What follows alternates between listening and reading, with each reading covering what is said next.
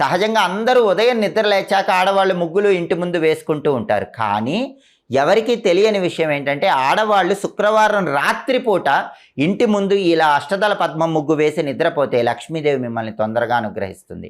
అలాగే ప్రతి పౌర్ణమికి లక్ష్మీదేవి భూలోక సంచారం చేయటానికి వస్తుంది. కాబట్టి పౌర్ణమి రోజు రాత్రి సమయంలో మీ ఇంటి ముందు ముగ్గుండేలాగా చూసుకోండి. ఏ ఇంటి ముందైతే పౌర్ణమి రోజు రాత్రిపూట ముగ్గు ఉంటుందో ఆ ఇంట్లోకి లక్ష్మీదేవి సులభంగా ప్రవేశిస్తుంది, స్థిరలక్ష్మి అనుగ్రహిస్తుంది.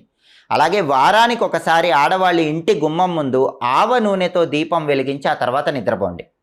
రాత్రి నిద్రపోయే ముందు గుమ్మం బయట ప్రమిదలో ఆవ నూనె పోసి దీపం పెట్టి ఆ తర్వాత నిద్రపోతే ఇంట్లో ఉన్న నెగిటివ్ ఎనర్జీ మొత్తం తొలగిపోతుంది, లక్ష్మీ కటాక్షం సంపూర్ణంగా కలుగుతుంది. అలాగే ఆడవాళ్ళు తప్పకుండా పూజ గదిలో రాత్రి నిద్రపోయే ముందు ఒక విధి విధానం పాటించాలి. ఆ రోజు పూజ చేసిన పూలుంటే కనుక వాటిని మొత్తం కూడా చక్కగా